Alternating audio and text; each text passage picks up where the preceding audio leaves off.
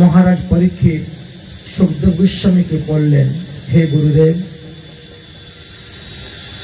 সূর্যদেবীর সম্পর্কে আমাকে কিছু ধারণা আপনি দিন। আমি সূর্যদেবীর কথা শুনতে চাই, কারণ সূর্যদেবও আমাদের আরাধ্য দেবতা। তাই সূর্য সম্পর্কে আপনি আমার নিকটে কিছু বলেন।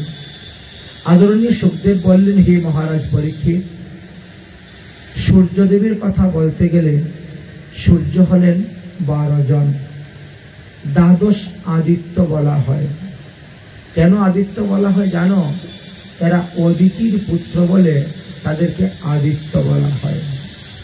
এই দ্বাদশ আদিত্য অদিতির পুত্রদের মধ্যে বৈবস্বত নামক সূর্যই হলেন সব থেকে অন্যতম সূর্য, যার থেকে সূর্যবংশ এসেছিল আর যার মধ্যে ভগবান রামচন্দ্র অবতীর্ণ হয়েছিলেন সূর্যবংশেতে। এই হলো সেই সূর্যবংশ। তাই বিভূষণ নামক সূর্য হইতেই আরম্ভ হয়েছিল সূর্যবংশ। এত ভিন্ন অর্জুন নামে একজন আছেন, তবে তিনার থেকে মনুষ্যগণের জন্ম হয়েছে। পুষ্য নামক এক সূর্য আছেন, ত্বষ্টা নামক এক সূর্য আছেন, সবিতা নামে এক সূর্য আছেন, ভগ নামে এক সূর্য আছেন, বিধাতা নামে এক সূর্য আছেন, ধাতা নামে আরো এক সূর্য আছেন, বরুণ নামে এক সূর্য আছেন, মিত্র নামে এক সূর্য আছেন, ইন্দ্র নামে এক সূর্য আছেন, আর বামন নামে আরো একজন সূর্য আছেন। অদিতির এই 12টি পুত্রকেই দ্বাদশ আদিত্য বলা হয়েছে। আর আদিত্য শব্দে সূর্যকেই বোঝানো হয়। অর্থাৎ এই যে বাকি 11 জন, এই বাকি 11 জন তারা সূর্য সদৃশ্য তাপ প্রদান করিতে সমর্থ। এই জন্য দ্বাদশ আদিত্য বলা হয়েছে। তার মধ্যে সর্বশ্রেষ্ঠ হলেন বিভূষণ নামক সূর্য। এই বিভূষণ নামক সূর্যের পত্নীর নাম ছিল সংজ্ঞা দেবী। এই সংজ্ঞার বাবার নাম ছিল বিশ্বকর্মা। যে বিশ্বকর্মাকে আমরা দেবতা রূপে গ্রহণ করে তাকে পূজা করে থাকি। সূর্যদেবের মানে বিভূষণ নামক সূর্যদেবের ঔরসে সংজ্ঞার গর্ভে শ্রাদ্ধদেব আর বৈবস্বত মনু এই দুজন জন্মগ্রহণ করেছিলেন এবং যম ও যমুনা নামক যমজ পুত্রকন্যাও তিনার উৎপন্ন হয়েছিল। এই সংজ্ঞা বিশ্বকর্মার কন্যা তো, তাই এই সংজ্ঞাই কোনো এক সময়ে একটা ঘুটুকির রূপ ধারণ করেছিলেন। আর সেই সময়ে সূর্যদেব যখন তার সঙ্গে মিলন করেন, সূর্য ঔরসে সেই ঘুটুকির গর্ভে অশ্বিনী এবং কুমার নামক 2টি পুত্র সন্তান জন্মগ্রহণ করেছিল। ঘুটুকির ঘরে জন্মগ্রহণ করার কারণে দেবরাজ ইন্দ্র তাদেরকে দেবতা বলে গ্রহণ করেন নাই। এই বিভূষণ নামক সূর্যের আরো একজন স্ত্রী ছিল, যার নাম ছিল ছায়া। এই ছায়া হইতেই শনি আর শার্বণী এই দুজন জন্ম নিয়েছিলেন, আর তাপতি নামে একটি কন্যা সন্তান জন্মগ্রহণ করেছিল। তাহলে শনির বাবাও সূর্যদেব, আবার যম মহারাজের বাবাও সূর্যদেব, যমুনার বাবাও সূর্যদেব। এরা সবাই সূর্যদেবীর পুত্র কন্যা রূপে জন্মগ্রহণ করেছেন। সূর্য হলেন সমস্ত গ্রহ এবং নক্ষত্রের অধিপতি দেবতা। শুধু যে তিনি আমাদেরকে তাপ দেন এমনটা নয়, তিনি দেবতা। তাই গ্রহ এবং নক্ষত্রের অধিষ্ঠাত্রী দেবতা হলেন এই সূর্যদেব। তিনি তিনার নিজের কেন্দ্রস্থান থেকেই ত্রৈলোক্যে নিজের তাপ বিস্তার করিয়া থাকেন। পরীক্ষিত মহারাজ জিজ্ঞাসা করলেন, গুরুদেব, যম, যমুনা, সূর্য, তাপতি, বিভূষণ আর এদের কথা একটু বিস্তারিতভাবে আমাকে বর্ণন করুন। তখন বললেন যে এই যে সংজ্ঞা, তিনার স্ত্রী সংজ্ঞা সূর্যদেবের তেজ সহ্য করতে পারতেন না। সূর্যদেবের এত তেজ শরীরে, আমরা এত লক্ষ লক্ষ কিলোমিটার দূরে থেকেও তার তাপ সহ্য করতে পারি না, তো নিকটে যে যাবে সে কেমন সহ্য করবে?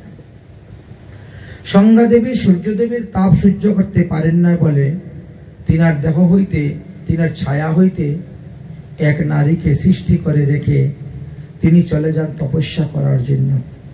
তপস্যার দ্বারা তিনি শক্তি অর্জন করছেন সূর্যদেবের তেজ সহ্য করার জন্য। ওই ছায়া থেকে একটি রমণী সৃষ্টি করেছিলেন বলে সেই রমণীকেও ছায়া বলা হয়ে থাকে। সূর্যদেব কিন্তু কখনো জানতেও পারেন নাই, বুঝতেও পারেন নাই, চিনতেও পারেন নাই। তিনি ওই ছায়াকেই নিজের স্ত্রী বলেই মনে করেছিলেন এবং তার সঙ্গে মিলনের দ্বারা এই শনি আর শার্বণী জন্মগ্রহণ করেছিল এবং তাপতী নামে এক কন্যা সন্তান জন্ম নিয়েছিল। একদিন কি হয়েছে, ওই ছায়া আর যমের মধ্যে খুব ঝগড়া লেগে গেছে। ছায়া আর যমের মধ্যে ঝগড়া লেগে গেছে। ঝগড়া করতে করতে হাতাহাতি শুরু হয়েছে। যম তখন কি করেছে, সংজ্ঞাকে লাথি মেরে দিয়েছে। ছায়াকে লাথি, ছায়া তোমার রেগে গেলেন। ছায়া বলছেন, বারে আমি তোর মা নয় বলে তুই আমাকে লাথি মারলি? যা, আমি তোকে অভিসম্পাদ দিলাম, তোর পা দুটা গোদা হয়ে যাক। সেই থেকে যম মহারাজের পা দুটা না এই বড় বড় গোদা গোদা হয়ে গিয়েছিল। যম তো বসে বসে কান্না করতেছে, বাবা বাবা আমার পায়ের ব্যথা, আমি চলতে পারছি না, কান্না করতেছে। যম মহারাজ এই সূর্যদেব যখন ফিরে আসলেন, এসে জিজ্ঞাসা করলেন কি ব্যাপার? বলে, মা আমাকে অভিসম্পাদ দিয়েছে, তাই আমার পায়ের এই অবস্থা হয়েছে। সূর্যদেব বলেন, মায়ের অভিশাপ কখনো সন্তানের গায়ে লাগে না, তবে এই মহিলার অভিশাপ তোমার গায়ে লাগলো কেন? তাহলে ও নিশ্চয়ই তোমার মা নয়, অন্য কেউ। এই জন্য তিনিকে ধরে ফেললেন। এই কে তুমি, পরিচয় দাও। তুমি যদি সত্যিকারে তার মা হতে, তাহলে তোমার অভিশাপ তার গায়ের মধ্যে কখনো লাগতো না। তখন বলছেন, আমি হলাম ছায়া, আমি আপনার স্ত্রী সংজ্ঞা নই। এতদিন তুমি আমার স্ত্রীর অভিনয় করে এখানে ছিলে, তাহলে আমার স্ত্রীর সংজ্ঞা কোথায় গেল? বললেন, তিনি বাপের বাড়ি চলে গিয়েছেন। সূর্যদেব সংজ্ঞাকে এত ভালোবাসতেন, সংজ্ঞা সংজ্ঞা বলে ডাকতে ডাকতে তিনি একেবারে বিশ্বকর্মার গৃহে উপস্থিত হয়েছেন। বিশ্বকর্মার গৃহে উপস্থিত হয়ে বিশ্বকর্মাকে বলছেন, শ্বশুর মশাই, আপনার মেয়ে কোথায়? তিনি বললেন যে, আমার মেয়ে তো ভজন করতেছে, সাধন করতেছে, তোমার তেজ সহ্য করতে পারে না বলে তার ছায়া থেকে এক নারীকে সৃষ্টি করে তোমার গৃহকর্মার জন্য রেখে দিয়ে সে এসে তপস্যা করতেছে।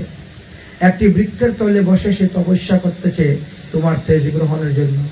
আমি আমার সংজ্ঞাকে চাই। সংজ্ঞাকে চাইতে গেলে বাবা তোমার তেজ কমাতে হবে। যদি তোমার তেজ কমাতে না পারো, তাহলে সংজ্ঞাকে তুমি এখন পাবে না। তখন বলছে, তাহলে বলো কি করে আমি তেজ কমাবো? তিনি বললেন, তুমি আমার যন্ত্রের উপরে বসো, আমি তোমার তেজ কমিয়ে দেব। সূর্যদেব যখন বসলেন যন্ত্রের উপরে, বিশ্বকর্মা তখন ওই চক্রার মধ্যে নিয়ে সূর্যকে ঘোরাতে শুরু করলেন আর ধারালো যন্ত্রের দ্বারা সূর্যের তেজের অঙ্গগুলাকে, প্রকাশ কণাগুলাকে কাটতে শুরু করলেন। কেটে কেটে কেটে কেটে ফেলে দিলেন। সূর্যের তেজ কমে গেল। এবার দেখলেন সেই যে সূর্যের কণিকা তেজের, ওইগুলাকে একত্র করে বিশ্বকর্মাই সুদর্শন চক্র বানিয়েছিলেন। যে সুদর্শন চক্রের মধ্যে 1 কোটি সূর্যের তেজ আছে। তাহলে বর্তমানে যে আমরা সূর্য দেখতে পাই, তার থেকে কোটি গুণ বেশি তেজ ছিল সেই সময়ে। এই জন্যই সংজ্ঞা তেজ সহ্য করতে না পেরে তিনি গিয়েছিলেন তপস্যা করার জন্য। যাই হোক, এখন বলা হয়েছে এই সূর্যদেব আমাদের গ্রহ নক্ষত্রের দেবতা। আমাদের 9টি গ্রহের কথা আমরা বলে থাকি। এই 9টি গ্রহের মধ্যে আদি গ্রহ এবং 9টি গ্রহের অধিদেবতা রূপে সূর্যদেবকে মানা হয়। সূর্যদেবের পূজা করলে, সূর্যদেবকে জলদান করলে অন্যান্য গ্রহ দোষও আমাদের নষ্ট হয়ে যায়। অন্যান্য গ্রহের দোষের কারণে রোগ, শোক, ব্যাধি আদি হয়ে থাকে। প্রতিটা মানুষের জীবনেই একবার না একবার কোনো না কোনো গ্রহ আসবেই, এটা নিয়ম। কোনো না কোনো গ্রহ আসবেই। যখন যার উপরে যে গ্রহের প্রভাব পড়বে, গ্রহের একটা সুদৃষ্টি আছে, একটা কুদৃষ্টি আছে, একটা বক্র দৃষ্টি আছে। গ্রহ কখনো তুঙ্গে থাকে, কখনো উচ্চপদস্থ হয়ে থাকে, কখনো কেন্দ্রে থাকে, বিভিন্ন স্থানে অবস্থান করেন। এই গ্রহের দৃষ্টির কারণে আমাদের সুখ, দুঃখ, ভালো মন্দ ইত্যাদিও নির্ভর করে। এই জন্য গ্রহ শান্তি জন্য সূর্যদেবীর আরাধনাকে উত্তম রূপে মান্য করা হয়েছে।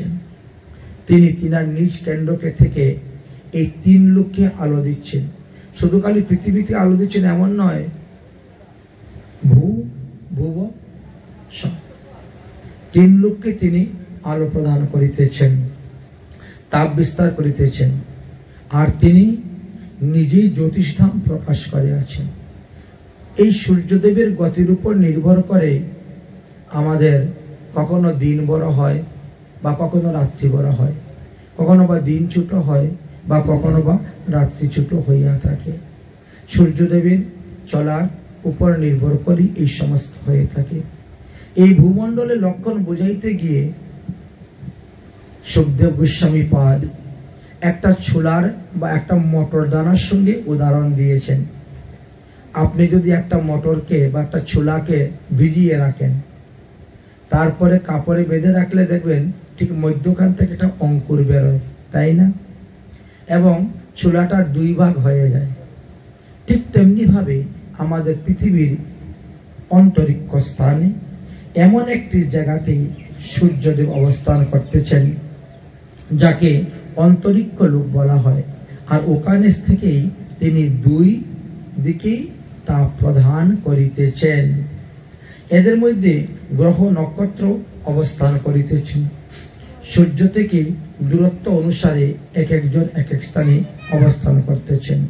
সূর্যদেবের গতির উপরেই উত্তরায়ণ কাল, দক্ষিণায়ন কাল, বিষুব কাল ইত্যাদি তৈরি হয়ে থাকে। সূর্য যখন মেষ রাশিতে গমন করেন বা সূর্য যখন তুলা রাশিতে গমন করেন, তখন কি হয়? তখন রাত্রি আর দিন সমান থাকে। সূর্য যখন বৃষ, মিথুন, কর্কট, সিংহ, কন্যা রাশিতে অবস্থান করেন, তখন রাত্রি ছোট হইতে থাকে আর দিন বড় হইতে থাকে। এই সূর্যদেব যখন বৃশ্চিক, ধনু, মকর, কুম্ভ, মীন রাশিতে অবস্থান করেন, তখন রাত্রিটা বড় হয় আর দিনটা ছোট হইয়া থাকে। দক্ষিণায়ন আরম্ভ থেকে দিনমান বৃদ্ধি পাইতে থাকে আর উত্তরায়ণ আরম্ভ হইতে রাত্রিমান বৃদ্ধি পাইতে থাকে। উত্তরায়ণ বলিতে আমরা 6 মাসকে বুঝি। মাঘ, ফাল্গুন, চৈত্র, বৈশাখ, জ্যৈষ্ঠ কে বলা হয়েছে আষাঢ়, উত্তরায়ণ। তাহলে দক্ষিণায়ন তারপরের 6 মাসকে বলা হয়েছে। সূর্যদেব এক দিবসেই মনুষ্যোত্তর পর্বত হইতে পরিক্রমা আরম্ভ করেন এবং পথ চলে 9,51,00,000 যোজন রাস্তা অতিক্রম করিয়ে থাকেন। সূর্যদেব, আমরা 12 ঘন্টার সময় সূর্যকে দেখতে পাই, তাই না? এই সময়টার মধ্যে সূর্যদেব কোথায় কোথায় গমন করেন, কোন কোন জায়গায় যান, কত দূর পর্যন্ত যান। একদিনের মধ্যে সূর্যদেব 114,12,00,000 কিলোমিটার রাস্তা অতিক্রম করিয়া থাকেন। মানসোত্তর পর্বতের সুমেরুর পূর্ব দিকে একটা দেবযানী নামক ইন্দ্রপুরী আছে। সূর্যদেব সেখানে যান। তারপরে ওখান থেকে দক্ষিণ দিকে যান যমের সঞ্জমিনী পুরীতে। সেখান থেকে পশ্চিম দিকে যান বরুণ দেবীর স্থানেতে। আর তারপরে তিনি উত্তর দিকে যান চন্দ্রের বিভাবৈরী নামক পুরীতে গমন করিয়া থাকেন। এই সকল পুরীতে ভ্রমণের সময় অনুসারে সূর্যদেবের মধ্যাহ্ন, সন্ধ্যা, রাত্রি, মধ্যরাত্রি ইত্যাদি আমরা অনুভব করিয়া থাকি। সূর্য যখন অশ্বিনী আদি নক্ষত্রের অভিমুখে গমন করেন তখন মেরুকে বামে রেখে তিনি ভ্রমণ করিয়া থাকেন। সূর্য যখন ইন্দ্রপুরী থেকে যমপুরীর দিকে যেতে থাকেন তখন তাকে পণ্ডদণ্ড 2.2 কিলোমিটার যোজন অবস্থান করে। এত সুন্দর লাগে, কাপড় নষ্ট হয়ে যায়। একটা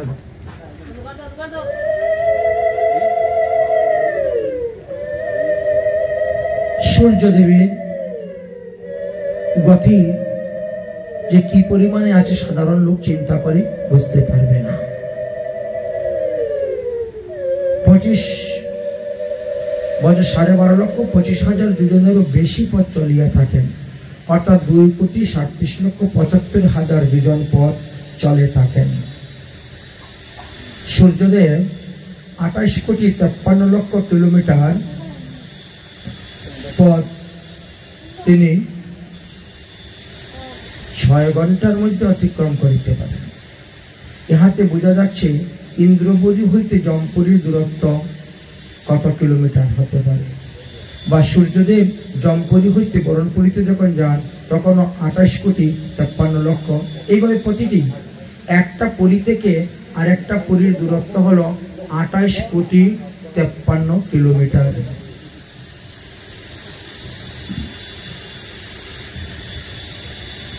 যাই হোক, আমরা দেখতে পেলাম সূর্যদেব 1 মিনিটে 7,92,500 কিলোমিটার রাস্তা চলতে পারেন। সূর্যদেব 1 ঘন্টায় 4,75,50,000 কিলোমিটার গমন করিয়া থাকেন। সূর্যদেব 1 দিনের মধ্যে 114,12,00,000 কিলোমিটার পথ অতিক্রম করেন প্রতিদিন। এটা নিত্য ভাবে চলতেছে। সূর্যদেব এইভাবে এক ভাগ মেরুর শিখরে আরেক ভাগ মনুষ্যোত্তর পর্বতে অবস্থিত। তাই সূর্যদেবের রথটাও সেরকম বড়, রথটাও সেই রকম লম্বা চূড়া, সূর্যদেবের রথের ঘোড়াগুলাও সেই রকম শক্তিশালী। বিশাল রথ সূর্যদেবের। সূর্যদেব যে রথের মধ্যে উপবেশন করেন সেই রথের দৈর্ঘ্য হলো 4,32,00,000 কিলোমিটার, আর প্রস্থ হলো 9 লক্ষ যোজন, অর্থাৎ 1,84,00,000 কিলোমিটার। এই রথের যুগকাষ্ঠগুলা জোয়ালগুলাও সেই রকমই লম্বা চড়া। আশ্চর্য হওয়ার কিছুই নয়, যেহেতু সূর্য পৃথিবী হইতে 13 লক্ষ গুণ বড়। আমরা যে পৃথিবীর মধ্যে বাস করতেছি তারই আদি অন্ত আমরা পাই না, তাই না? এই 13 লক্ষ পৃথিবী একত্রিত করলে যত বড়, সূর্যদেব তত বড়।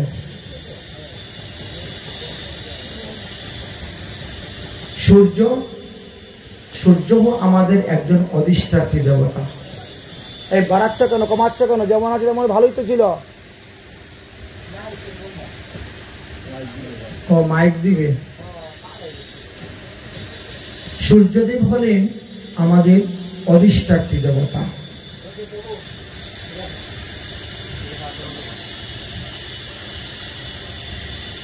সেই সূর্যদেবের কথা আলোচনা করতে গিয়ে বলছেন যে 13 লক্ষ পৃথিবীকে একত্রিত করলে যতটা হবে, এক সূর্যদেব ততটাই বড়। কিন্তু আমরা তখন পূর্ব দিক, ঘুমের থেকে উঠে পূর্ব দিকে তাকাই, তখন তো দেখতে পাই সূর্যদেবের একটা কাঁসার থাল যত বড় তত বড়। তার কারণটা কি? বলে দূরত্বের কারণে। এই পৃথিবী হইতে সূর্যদেব কত কিলোমিটার দূরে আছেন? 14,96,00,000 কিলোমিটার দূরে। 14,96,00,000 কিলোমিটার দূরে সূর্য আছে। তারপরেও বলি, সূর্য মামা তোমার সেটিংটা ঠিক করো, ঘেমে লুটপুট হয়ে যাচ্ছি, আর গরম সহ্য করতে পারছি না। 14,96,00,000 মানে প্রায় 15 কোটি। এত কিলোমিটার দূরে থেকেও এই অবস্থা। সূর্যদেবের রথের সারথীর নাম হলো অরুণদেব, এই গরুরের ভাই অরুণদেব।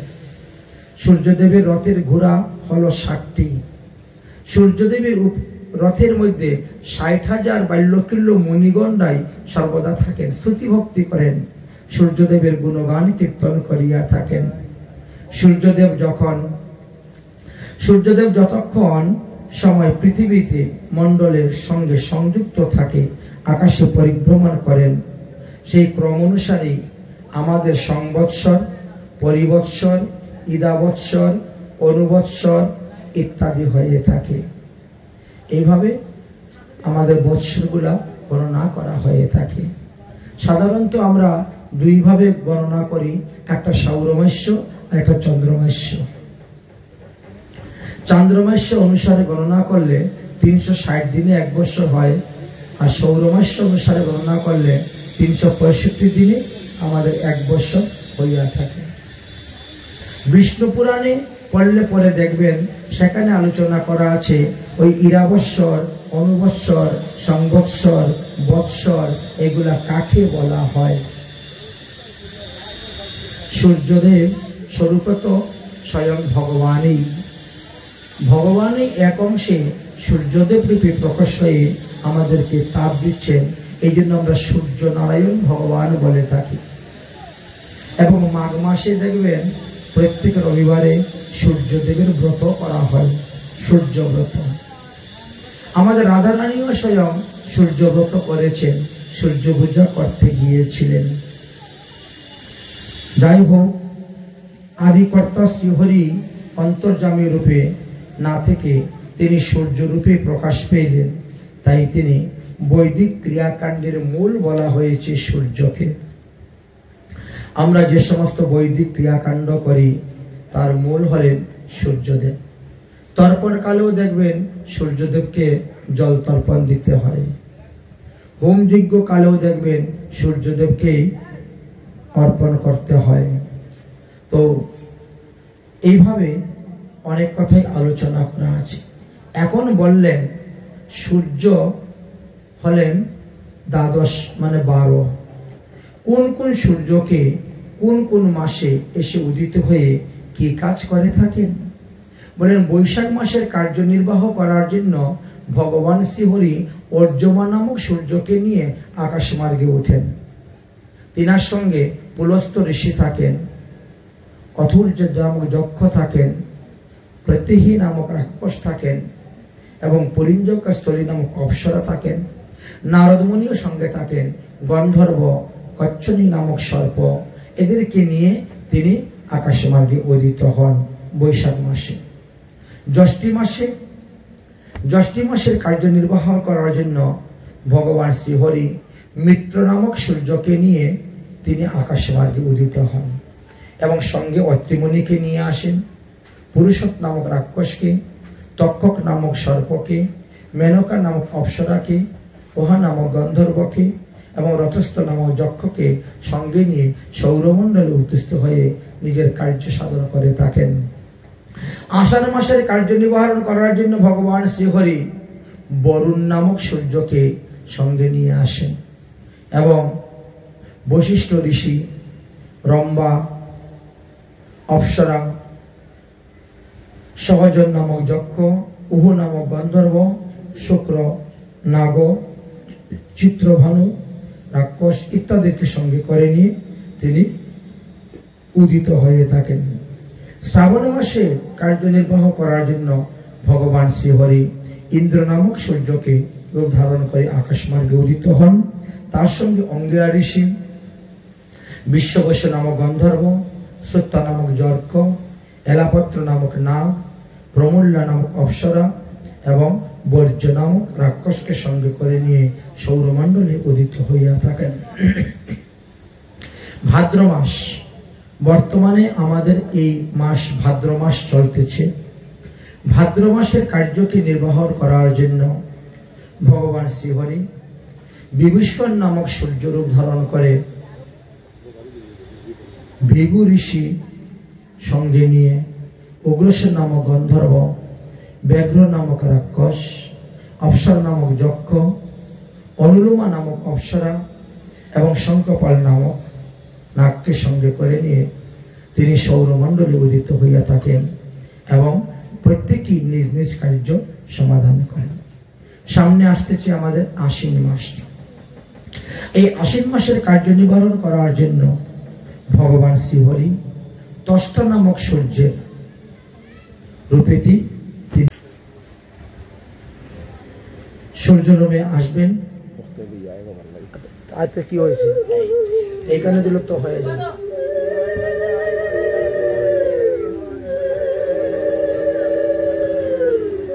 তাহলে এই আশ্বিন মাসের কার্যনির্বাহ করার জন্য ভগবান শ্রীহরি ত্রষ্টা নামক সূর্যের রূপ ধারণ করবেন, করে আসবেন। সঙ্গে যমদগ্নি ঋষি থাকবেন এবং কলম্ব নামক নাগ থাকবে, তিলোত্তমা নামক অপ্সরা থাকবেন এবং ব্রহ্মপেত নামক রাক্ষস, শতজিৎ নামক যক্ষ, ধৃতরাষ্ট্র নামক গন্ধর্বকে নিয়ে সৌরমণ্ডলে উদিত হবেন এবং নিজ নিজ কার্য সাধিত করে থাকেন। ঠিক তেমনি ভাবেই কার্তিক মাসের কার্য নির্বাহ করার জন্য ভগবান শ্রীহরি বিষ্ণু নামক সূর্যরূপ ধারণ করে তিনি আকাশ মার্গে উদিত হন এবং বিশ্বামিত্র ঋষি স্থানের সঙ্গে থাকে। অশ্বতরত নামক নাগ থাকে, রম্বা নামক অপ্সরা থাকেন, সূর্যবস্য নামক রাক্ষসী থাকেন এবং সৌরমণ্ডলে উদিত হয়ে প্রত্যেকে নিজ নিজ কার্য সমাধান করে থাকেন। অগ্রহায়ণ মাসের কার্য নির্বাহ করিবার জন্য ভগবান শ্রীহরি অংশ নামক সূর্যরূপ ধারণ করে তিনি আসেন এবং তিনি সঙ্গে কশ্যপ ঋষি থাকে, তাক্ষক নামক যক্ষ থাকেন, সত্যসেন নামক গন্ধর্ব থাকেন এবং উর্বশী নামক অপ্সরা, বিদ্যুশ্চক্র নামক রাক্ষস, মহাশঙ্খ নামক নাগ এদেরকে নিয়ে সৌরমণ্ডলে উদিত হয়ে থাকেন এবং প্রত্যেকে নিজ নিজ কার্য সাধিত করে থাকেন। পৌষ মাসের কার্যনির্বাহ করার জন্য ভগবান শ্রীহরি ভগ নামক সূর্যরূপ ধারণ করেন, তার সঙ্গে আয়ু নামক ঋষি, অরিষ্ট নেমি নামক গন্ধর্ব, যক্ষ এবং পূর্বচিতি নামক অপ্সরা, প্রজ্ঞ নামক রাক্ষস এবং কর্কটক নামক নাগকে সঙ্গে করে নিয়ে সৌরমণ্ডলে উদিত হয়ে নিজ নিজ কার্য সাধিত করিয়া থাকেন। মাঘ মাসের কার্যনির্বাহ করার জন্য ভগবান শ্রীহরি পুষ্য নামক সূর্যকে সঙ্গে করে নিয়ে আসেন আর তার সঙ্গে গৌতম ঋষি, সুসেন নামক গন্ধর্ব, সুরচিস নামক যক্ষ, গীতাজি নামক অপ্সরা, বাত নামক রাক্ষস, ধনঞ্জয় নামক নাগ সঙ্গে করে নিয়ে উদিত হন এবং তাহারা প্রত্যেকে নিজ নিজ কার্য সাধিত করিয়া থাকেন। ফাল্গুন মাসের কার্যনির্বাহ করিবার জন্য ভগবান শ্রীহরি পর্যমা নামক সূর্যকে সঙ্গে করে নিয়ে আকাশ মার্গে উদিত হয়ে থাকেন এবং তিনার সঙ্গে ভরদ্বাজ ঋষি থাকেন, বিশ্ব নামক গন্ধর্ব থাকেন, ক্রুতু নামক যক্ষ থাকেন, সেনজিৎ নামক অপ্সরা থাকেন, বর্চাস নামক রাক্ষস থাকে এবং ঐরাবত নামক সর্প নিয়ে সৌরমণ্ডলে উদিত হন। তাদের প্রত্যেকের নিজ নিজ কার্য সম্পাদন করিয়া থাকেন। চৈত্র মাসের কার্যনির্বাহ করার জন্য ভগবান শ্রীহরি ধাতা নামক সূর্যকে সঙ্গে করে নিয়ে তিনি আকাশ মার্গে উদিত হন। তিনার সঙ্গে পুলস্ত ঋষি থাকেন, তুম্বরা নামক গন্ধর্ব থাকেন, রতকৃত নামক যক্ষ থাকেন এবং কৃতস্তরী নামক অপ্সরা থাকেন, হেতি নামক রাক্ষস থাকেন, বাসুকি নামক সর্প থাকেন। এইভাবে তাদেরকে নিয়ে আকাশ মার্গে উদিত হয়ে প্রত্যেকে নিজ নিজ কার্যকে সাধিত করিয়া থাকেন। আমরা যে এই 12টি রাশির কথা বলি, এই 12টি রাশি 12টা মাসে পথিক। মেষ রাশি বলতেই বৈশাখ মাস মেষ, সিংহ বলতে বৃষ বলতে জ্যৈষ্ঠ মাস, মিথুন বলতে আষাঢ় মাস, কর্কট বলতে শ্রাবণ মাস, সিংহ বলতে ভাদ্র মাস, কন্যা বলতে আশ্বিন মাস, তুলা বলতে কার্তিক মাস, বৃশ্চিক রাশি মানে বৃশ্চিক বলতে অগ্রহায়ণ মাস, ধনু বলতে পৌষ মাস, মকর হলো মাঘ মাস, কুম্ভ হলো ফাল্গুন মাস এবং মীন হলো চৈত্র মাস। এই জন্য যে যে রাশিতে যখন সূর্য গমন করেন তখন তিনার সঙ্গে কে কে সৌরমণ্ডলে এসে উপস্থিত হন সেই কথাই বলছেন। বলছেন সূর্যদেব কালরূপীধারী ভগবান। আচ্ছা, সূর্যদেবকে কালরূপীধারী ভগবান বলা হলো কেন? কারণ তিনি আমাদের কালকে হরণ করেন। কাল মানে কি? সময়। অতীত কাল, বর্তমান কাল, ভবিষ্যৎ কাল বলি না আমরা। কাল মানে সময়। সূর্য আজকে উদিত হলেন, অস্ত চলে গেলেন, আমাদের জীবন থেকে একটা দিন চলে গেল। প্রত্যেকে আমরা একটা নির্দিষ্ট সময় নিয়ে এসেছি, তো এই জন্য একদিন গেল, আমার জীবন থেকে একটা দিন চলে গেল। এই জন্য বলছেন কাল রূপ হরণকারী হলেন সূর্যদেব। সূর্যদেব কে আমরা ভগবত রূপেও সেবা করতে পারি, পূজা করতে পারি, একথাও শাস্ত্রে বর্ণনা করে গিয়েছে। বৈশাখ আদি দ্বাদশ মাসে প্রত্যেকে নিজ নিজ গণ সহিত সূর্যদেব উদিত হয়ে থাকেন। এই সূর্যদেবের লীলা কথা যে শ্রবণ করেন সকালবেলা অথবা সন্ধ্যাবেলায়, তিনি সমস্ত পাপ থেকে মুক্ত হয়ে যান। এই জন্য সূর্যের কথা আলোচনা করা হয়েছে। আমরা সবাই কালে কবলিত। ব্যাস সুখদেব গোস্বামীপাদ বলছেন, হে পরীক্ষিত, কাল বাল মুখগ্রাস ত্রাস নির্ণানি হেতবে শ্রীমদ ভাগবতী বার্তা কলু কিরণে ভাসিত। আমরা সবাই কালরূপী একটা সর্পের মুখের মধ্যে বসে আছি। আমরা কতক্ষণ জীবিত থাকবো? যতক্ষণ সর্প তার মুখ বন্ধ না করে। একবার সর্প যদি মুখ বন্ধ করে তাহলেই আমাদের মৃত্যু। যদিও বলে গিয়েছেন জন্মস্য হি ধ্রুবমৃতম, যে মাতৃগর্ভে জন্মগ্রহণ করছে তাকে একদিন না একদিন মরতে হইবে। আর মৃতস্য হি ধ্রুবম জন্ম, যারা মারা গিয়েছে তারা তাদের কর্ম অনুসারে আবার এসে জন্মগ্রহণ করবেন। শুধু যে এই পৃথিবীতে জন্মগ্রহণ করবেন এমন নয়, অন্যান্য ব্রহ্মাণ্ডে অন্যান্য স্থানেও জন্ম হইতে পারে। আর মৃত্যুর পরে সঙ্গে সঙ্গেই জন্ম হয়ে যায় তাও নয়। কারণ আমরা যে পাপ পুণ্য করি, এই পাপ পুণ্যের ফল ভোগ করে তারপরে আসে জন্ম নিতে হয়। এই জন্য বললেন এই অনিত্য দেহ দিয়ে নিত্য বস্তু ভগবানকে লাভ করার উপায় এই ভাগবত গ্রন্থেতে বর্ণন করে গিয়েছেন। যদি ভাগবত ধর্মকে আপনি যোজন যাজন করতে পারেন তাহলে আপনি 84 লক্ষ যোনির হাত থেকে রক্ষা পেতে পারবেন। আপনি কালকে জয় করতে পারবেন। আমরা কালকে জয় করতে পেরেছে এমন 12 জন লোকের নাম পাওয়া যায়। তার মধ্যে 8 জনকে বিশেষভাবে সবাই জানে। এরা চিরঞ্জীবী, এদের কখনো মৃত্যু হয় না, এরা মরবে না, এরা চিরঞ্জীবী। মার্কণ্ডেয় ঋষির নাম শুনেছ? 7 বার ব্রহ্মার সৃষ্টি হয়েছে, 7 বার ব্রহ্মার পতন হলো, ওনার কোনো খবরই নেই, উনি মরেন নাই। ব্রহ্মা পর্যন্ত মরে যাচ্ছে, ওনার মৃত্যু হচ্ছে না। ভজন সাধন এমনটাই শক্তি, সাধন ভজনের দ্বারা তিনি এমনটাই। তারা কালকে জয় করতে পেরেছেন, কিন্তু আমরা কালকে জয় করতে পারি নাই। হনুমানের নাম শুনেছি? হনুমান কালকে জয় করতে পেরেছেন, কারণ তিনি কাল নিমিকে বধ করেছেন। কাল নিমি মানে চক্র, কাল নিমিকে বধ করেছেন, তাই তিনি কালকে জয় করতে পেরেছেন। আমরা জয় করতে পারি নাই বলে আমরা কালের মধ্যে পড়ে আছি। বড় সুন্দর একটা দৃষ্টান্ত দিয়েছিলেন আমাদের দাদুগুরু। সেই গ্রন্থটার নাম হলো ভব কূপে জীবের গতি। এক ব্যক্তি মনে খুব ইচ্ছা হয়েছে হরিণের মাংস খাবে, তাই হরিণ শিকার করার জন্য বনে গিয়েছে। হরিণের পিছে দৌড়তে দৌড়তে একটা গাছের শিকড়ের সঙ্গে হুচট খেয়ে পড়ে গেছে। এমন ভাবে পড়েছে হুড়মুড় করে, পাশে একটা বিরাট বড় কুয়া ছিল, গর্তের মতো বিশাল কুয়া, কুয়ার মধ্যে পড়ে গেছে। কুয়ার মধ্যে যখন পড়ে যাচ্ছে তখন কি করে নিজের প্রাণ রক্ষার জন্য ধরতে গিয়ে কুয়ার থেকে গাছ উঠে যায়, পুরানো কুয়া তো, গাছ উঠে এই দিক থেকে একটা গাছ উঠেছে, ওই দিকে গাছ উঠেছে, দুইটা ডালের মধ্যে ধরে ঝুলে গেছে গাছের মধ্যে।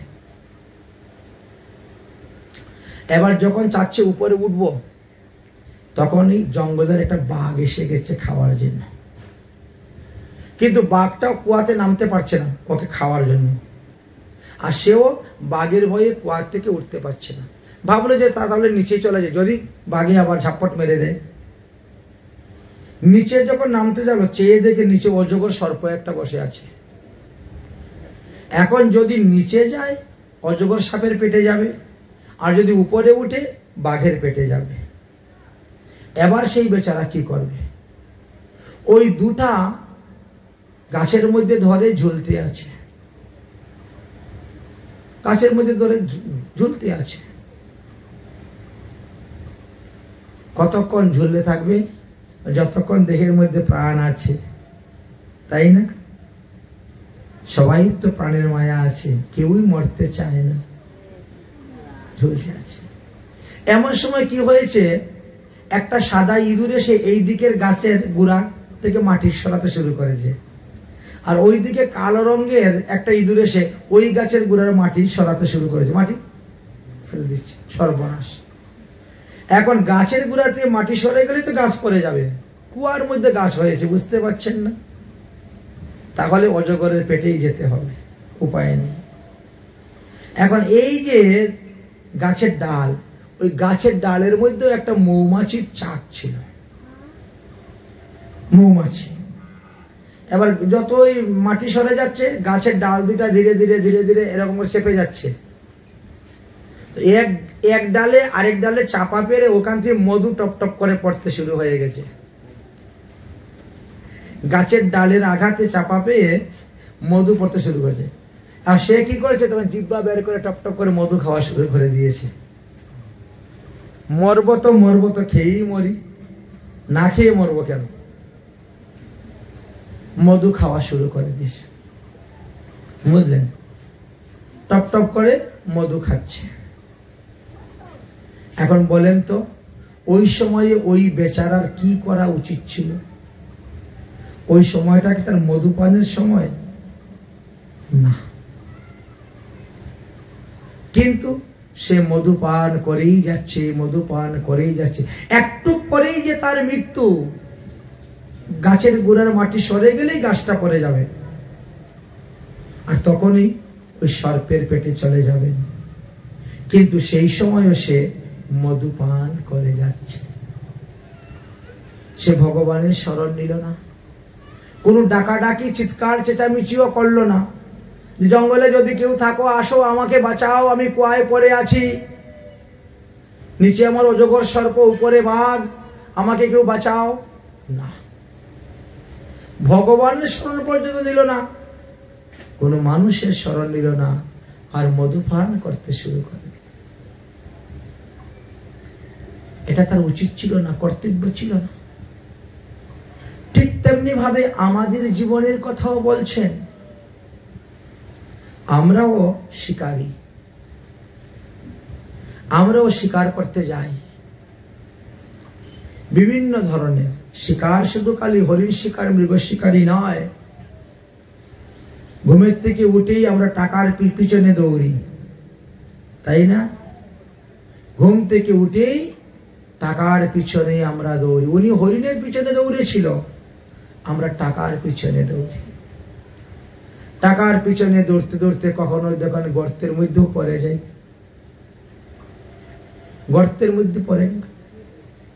আমরা কিসের মধ্যে ধরে ঝুলে আছি? পরমায়ুর মধ্যে। ওই বেচারা দুইটা গাছের মধ্যে ধরে ঝুলেছিল, আর আমরা আমাদের পরমায়ুর মধ্যে ঝুলে আছি। ওই বেচারার গাছের গোড়ার থেকে সাদা ইঁদুর আর কালো ইঁদুরে মাটি সরিয়ে দিচ্ছিল, আর আমরা যে রশির মধ্যে ঝুলে আছি তার রশিটা কাটতেছে কে? চন্দ্র আর সূর্য, দিন আর রাত। দিন আর রাত কাটতেছে। চিন্তা করে দেখুন, আমাদেরও তো একদিন মৃত্যু, তারপরেও আমরা দেখো কি সুন্দর মধুপান করে যাচ্ছি। সংসার সমুদ্রের মধ্যে পরে হাবুডুবু খেয়েও ভগবানের শরণাপন্ন না হয়ে আমরা মধুপান করে যাচ্ছি, আনন্দ অনুভব করে যাচ্ছি। আমাদের যে কর্তব্য হরিভজন করা, হরির চরণে শরণ নেওয়া, সেটা আমরা ভুলে যাচ্ছি। আমরা নিজেদেরকে অজর ও অমর বলে মনে করতেছি, কিন্তু অমর হতে গেলে, অমরত্ব লাভ করতে গেলে তো ভজন করতে হবে, সাধন করতে হবে। সাধন ভজন না করে তো কেউ অমর বর প্রাপ্ত হয় না, অমরত্ব লাভ করতে পারে না। আমরা সেই সাধন, সেই ভজন করি না, অথচ নিজেকে মনে করি যা এখন ভজন করব না, আরো 10 বছর পরে করবো না, ছেলে মেয়ে ছোট আছে, বড় হোক, বিয়ে টিয়ে দিব, তারপরে ভজন করব, নাতিপুতি বড় হোক, তারপরে করব। এই যে একটা ভুল ধারণা আমাদের, এই যে ভুল সিদ্ধান্ত, আমরা তো নিজেরাও জানি না আমরা যে কখন মারা যাব। যদিও আমাদের জ্যোতিষশাস্ত্র অনুসারে গণনায় কিছুটা অনুমান করে বলা যায় যে এই ব্যক্তি এতদিন জীবিত থাকবে, ওই ব্যক্তি অতদিন জীবিত থাকবে, ওই ব্যক্তি অমুক দিনে মারা যাবে। কিন্তু সে যদি পুণ্যকর্ম করে তার আয়ু বেড়ে যেতে পারে, সে যদি পাপ কর্ম করে তার আয়ু কমে যেতে পারে, নির্দিষ্টটা হবে না। অনেকে বলে কি হস্তরেখা বিচার, হস্তরেখা প্রতি 3 মাসের মধ্যে দেখেন আপনার পরিবর্তন হয়ে যাবে। আপনি ভালো করে লক্ষ্য করে তাকিয়ে দেখবেন, আপনি ভালো কাজ করেন আপনার রেখার পরিবর্তন হয়ে যাবে, আপনি খারাপ কাজ করেন আর নতুন একটা রেখা উঠবে। ভালো কাজ করলেন, রেখাটা মিটে গেল। এই জন্য হস্তরেখা বিচার করে ঠিক ভাবে বলা যাবে না। আচ্ছা, জন্মকুণ্ডলী, হ্যাঁ, জন্ম তারিখ জন্মকুণ্ডলী অনুসারে বিচার করতে গেলেও বড় মুশকিল হয়ে যায়, কারণ এখন অধিকাংশ সন্তান ওই সিজারের দ্বারা হয়। আগে যেটা প্রাকৃতিক ভাবে নর্মাল ডেলিভারি হতো সেটা তো হচ্ছে না, এখন এটা জোর করে বা ইচ্ছা অধীন। আগে বলেন পঞ্জিকাটা দেখো তো কোন সময় সন্তান জন্ম নিলে ভালো, ডাক্তার মশাই আমি অমুক দিন অতটার সময় সন্তান নিতে চাই। ডাক্তারবাবু বলে ঠিক আছে তাই হোক, তিনি ওই সময় দেখেই আপনাকে ঢুকাবে নটিতে এবং সন্তানের জন্ম দিচ্ছে। ইত্যাদি ইত্যাদি কারণে অনেক কিছু সঠিকভাবে বিচার করে বলা যায় না। তবে মোটামুটি 50%, 60%, 80% মিলে যায়, কারো কারো 90%, 100% মিলে যায়। তো যে যতটা লেখাপড়া করেছেন, যতটা অভিজ্ঞতা লাভ করেছেন, ততটাই হয়ে থাকে। সূর্য যেমন আমাদের একটা গ্রহ, সেই সূর্যের মতনই চন্দ্র একটা গ্রহ, মঙ্গল একটা গ্রহ, বুধ, বৃহস্পতি, শুক্র, শনি, রাহু, কেতু এরাও গ্রহ। তবে প্রত্যেকেরই একটা নির্দিষ্ট স্থান আছে। এরাও সবাই সূর্যের মতনই ঘুরে বেড়ান, তবে তারা তাদের নির্দিষ্ট স্থান থেকেই তাদেরকে চলে থাকে। এবার বললেন আমাদের উপরে হলো সপ্ত স্বর্গ আর নিচে হলো আমাদের সপ্ত পাতাল। সপ্ত স্বর্গে যেমন মানুষ বসবাস করতেছে তাদের কর্ম অনুসারে, তাদের পুণ্য অনুসারে, ঠিক তেমনি ভাবে পাপ তাপ অপরাধ করলে সপ্ত পাতালেও আমাদেরকে যেতে হয়।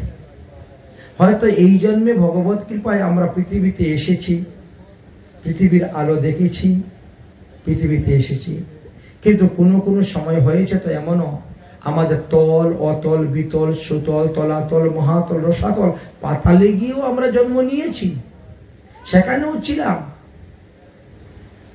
প্রতিটা ধাপে ধাপেই লোক বাস করতেছে। এই একটা থেকে আরেকটার দূরত্ব হলো বলছেন 2000 যোজন। এই আমাদের পৃথিবীর তলে অতল নামক স্থান আছে, সেখানে ময়দানব তার পুত্রদেরকে নিয়ে বসবাস করে থাকেন। এদেরকে অসুরই বলা হয়। ময়দানবও একটা অসুর, তবে সে 56 প্রকার মায়াবিদ্যা জানে। সে যখন যে কোনো রূপ ধারণ করতে পারে, এতটুকু শক্তিশালী, এবং তারা বিভিন্ন প্রকার রূপ ধারণ করতে পারে, বিভিন্ন রকম কাজ করতে পারে।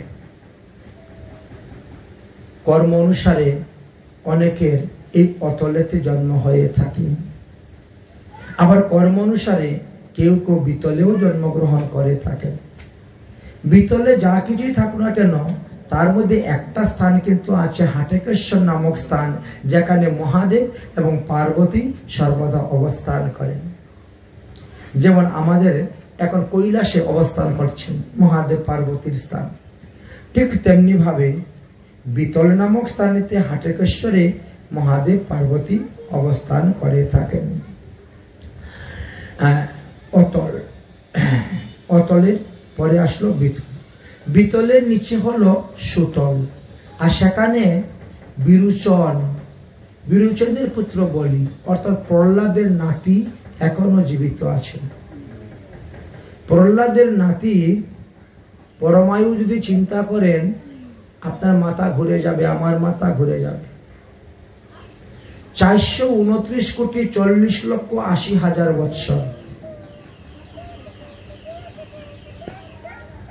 429,40,80,000 বৎসর,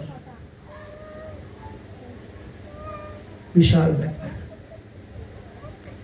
100 বছর 200 বছর নয়। তাই তিনি এখনো আছেন। তিনার 71টা সত্যযুগ, 71টা ত্রেতার যুগ, 71টা দাপর যুগ, 71টা কলিযুগ গেলেও তার মৃত্যু হবে না। আর আমরা এক কলিযুগের মধ্যে কত হাজার বার যে আসবো তার অন্ত নেই। হাজার কেন, লক্ষ বললেও ভুল হবে না। কারণ এখন নাহলে মনুষ্য জন্ম পেয়েছি, 100 জন্ম পরমায়ু। মশা মাসি পোকামাকড় হলে 2 দিন 3 দিন 4 দিন পরমায়ু হয়ে তো এসেছি। মশা মাছি পোকামাকড়ও হয়ে এসেছি।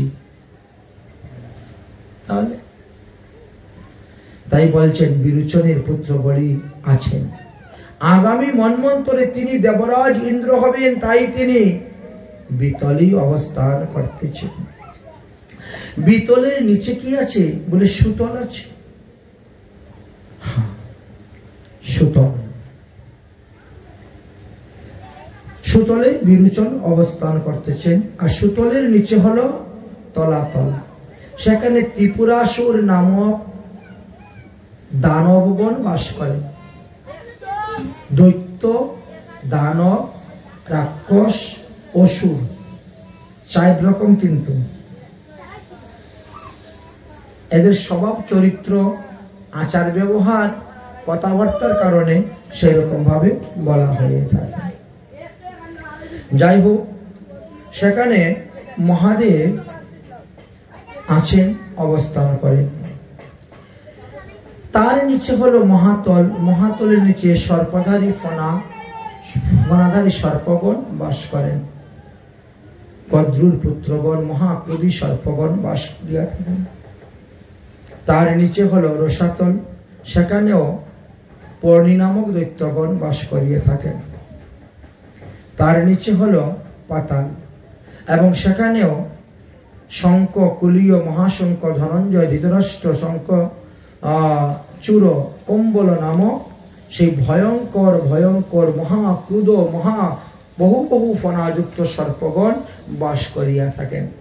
আমরা তো আমাদের পৃথিবীতে একটা ফণাযুক্ত সর্প দেখে থাকি, কিন্তু সেইখানে শত সহস্র ফণা আছে। কারো 100টা, কারো 200টা, কারো 1000টা ফণা। এত বড় বড় বিশাল ভয়ঙ্কর সর্পগণ অবস্থান করিতেছে। তারপরে তার নিচে হলেন শঙ্কর্ষণ দেব। ভগবানেরই প্রথম পুরুষ অবতার হলো শঙ্কর্ষণ অবতার, সেই শঙ্কর্ষণ দেব। তিনি সাধন ভোজন করে এমন শক্তি লাভ করেছেন, সেই শঙ্কর্ষণ দেবের এক একটা মাথার উপরে এক একটা ব্রহ্মাণ্ডকে ধারণ করে বসে আছেন। তাহলে তিনি কতটা শক্তি অর্জন করেছেন ভজনের দ্বারা। সাধন ভজনের দ্বারা না প্রচন্ড শক্তি অর্জন করা যায়। আচ্ছা, হনুমান দেখেন তো এমন শক্তি অর্জন করলেন, এক লাফ দিলেন, চলে গেলেন লঙ্কায়। অথচ জাহাজে যেতে গেলে কতদিন সময় লাগে, প্লেনে যেতে গেলেও তো সময় লাগে, যেটা মানুষের দ্বারা সাধ্য নয়। আর তিনি এক লাফ দিয়ে চলে গেলেন, সাঁতার দিয়েও যেতে হলো না। তো এই যে শক্তিটা, এটা কিসের দ্বারা আসছে? শক্তিটা ভজনের দ্বারা। হরি ভজনের এমনটাই শক্তির কথা শাস্ত্রে বর্ণন করে গিয়েছে। যার ভজন করবেন তার শক্তিটা আপনার শরীরের মধ্যে প্রবেশ হয়ে যাবে। আচ্ছা, সোনার মধ্যে তো আগুন লাগে না, সোনাটা একটু নিয়ে যান তো, কি ধরেন তো, দেখে আগুন লাগে কিনা, লাগবে না। তাহলে হনুমান লঙ্কার, স্বর্ণ লঙ্কাতে আগুন লাগিয়েছিল কেমন করে? ধাও দাও করে আগুনে জ্বললো, পুরে ছাই হয়ে গেল। সোনা কি কখনো পুরে ছাই হয়? সোনা তো পুরে গলে, ছাই তো হয় না, কিন্তু সেখানে তাই হয়ে গেল। সাধন ভোজনের ক্ষেত্রে এমনই বিপরীত হয়। যে রাবণের সৈন্যগণকে পৃথিবীর বড় বড় বীরেরাও হার মানাতে পারে নাই, সেখানে বানর সেনার কাছে হার মেনে নিল। চিন্তা করতে পারছেন? কিসের দ্বারা? ভজন শক্তির দ্বারা। হনুমান এবং তার সহচরী সবাই রাম ভক্ত ছিলেন। রামচন্দ্রের ভজন করতে করতে তাদের সেই শক্তিটা উপস্থিত হয়েছিল। আমরা তো কলিযুগের মানুষ, তাই মহাপ্রভু আমাদেরকে হরে কৃষ্ণ কৃষ্ণ কৃষ্ণ হরে হরে, হরে রাম রাম রাম হরে হরে এই শিলনাম 32 অক্ষর দান করে গিয়েছে। কিন্তু তেতার যুগে যারা ছিল তারা আগে রাম রাম করতেন, পরে কৃষ্ণ বলতেন, কারণ ওটা বৈদিক মন্ত্র, বেদের মন্ত্র। আমাদের ঋগ্বেদের মধ্যে 4 যুগেরই তারকব্রহ্ম নামের কথা লেখা আছে। ঠিক তেমনি ভাবে কলির সন্তরণ উপনিষদ নামক গ্রন্থে তো লেখা আছে। হনুমান কি করতেন? সর্বদা হরে রাম জপেতে গে হনুমানা, इसी मंत्र की महिमा को सारी जगे में ही माना। हरे राम जपते हैं हनुमाना, इसी मंत्र की महिमा को सारी जगे में ही माना। इसी मंत्र की महिमा को सारी जग में माना। কিন্তু মহাপ্রভু যখন আসলেন তিনি দেখলেন এটা বেদের মন্ত্র। বেদ মন্ত্র পড়ার, বেদ মন্ত্র উচ্চারণের অধিকার ক্ষত্রিয়, বৈশ্য, শূদ্র, স্ত্রী লোকের নাই। তাহলে এই নাম কেমন করে তারা জপ করবে? আর এই নাম জপ না করলে তারা উদ্ধার হতে পারবে না। তাই মহাপ্রভু নিচের লাইনটাকে উপরে নিয়ে গেলেন আর উপরের লাইনটাকে নিচে নিয়ে গেলেন। বললেন যে শুনো, এখন আর এটা বেদের মধ্যে রইল না, আমি এই মন্ত্রকে বেদ থেকে বের করে আলাদা করে তোমাদেরকে দিয়ে দিচ্ছি। অতএব হে কলিহিত জীব, তোমরা এখন থেকে 16 প্রতিষ্ঠা করে এইভাবে জপ করবে। হরে কৃষ্ণ কৃষ্ণ কৃষ্ণ হরে হরে। আরেকটা মাইক্রোফোন ভালো আছে নাও। রাম হরে রাম রাম রাম হরে হরে, इस मंत्र से हनुमत ने सागर को पार किया। इस मंत्र से हनुमत ने सागर को पार किया। उस राजा रावण को लंका को जला दिया। उस राजा रावण को लंका को जला दिया। हरे कृष्ण कृष्ण कृष्ण हरे हरे, हरे राम राम राम हरे हरे। जब भक्त विभीषण ने उस मंत्र के जप किया। जब भक्त विभीषण ने उस मंत्र के जप किया। श्री राम की प्यारी बोल लंका पर राज किया। श्री राम की प्यारी बोल लंका पर राज किया। हरे कृष्ण कृष्ण कृष्ण हरे हरे, हरे राम राम राम हरे हरे। इस मंत्र से हार गया रावण सा बलशाली। इस मंत्र से हार गया रावण बलशाली। इस मंत्र से रत्नाकर दस्यु वाल्मीकि मुनि बनी। इस मंत्र से रत्नाकर दस्यु वाल्मीकि मुनि बनी। हरे राम जपते हैं हनुमाना। इस मंत्र की महिमा को सारी जग में है माना। जब के बच्चे मुख से इस मंत्र की बोल पारी। जब के बच्चे मुख से इस मंत्र की बोल पारी। बनवारी खुद रखवाल के बट की नाव चोरी। बनवारी खुद रखवाल के बट की नाव चोरी। हरे राम राम राम हरे राम। इस मंत्र की महिमा को सारी जग में ही माना। इस मंत्र की महिमा से सब जीव का कल्याण हुए। इस मंत्र की महिमा से सारी जीव में मंगल हुए। इस मंत्र को जपने से भव सागर पार हुए। इस मंत्र में जपने से भव सागर पार हुए।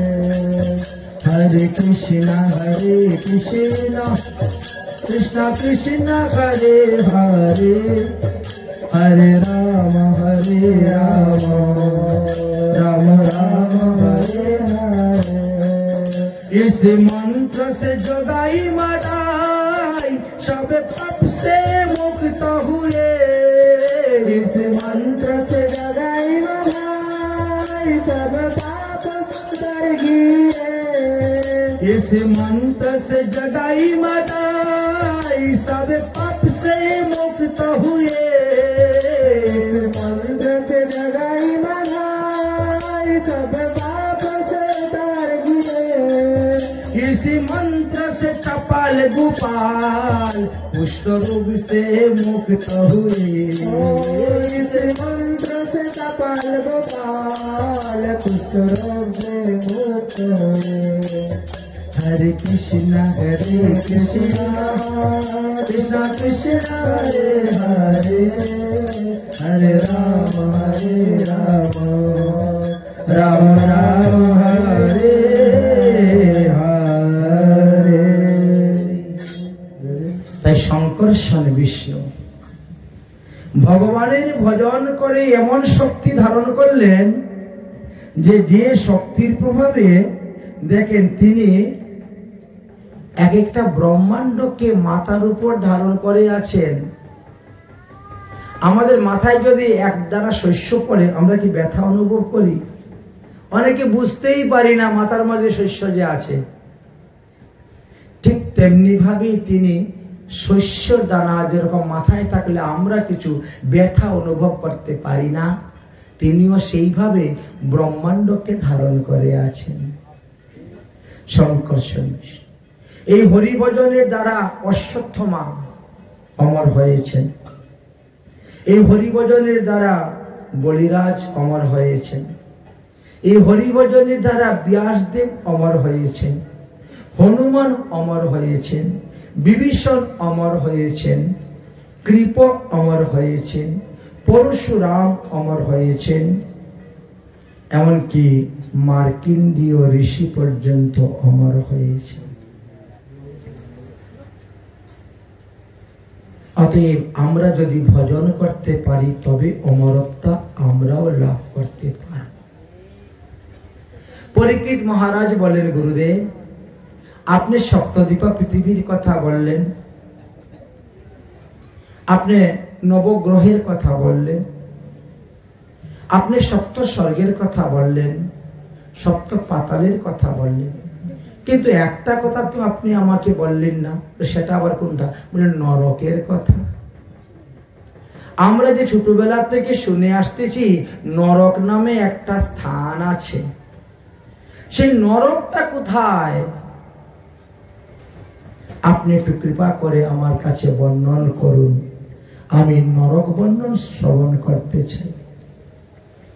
পরমহংস শিরোমণি সুখদেব গোস্বামী পাদ বললেন,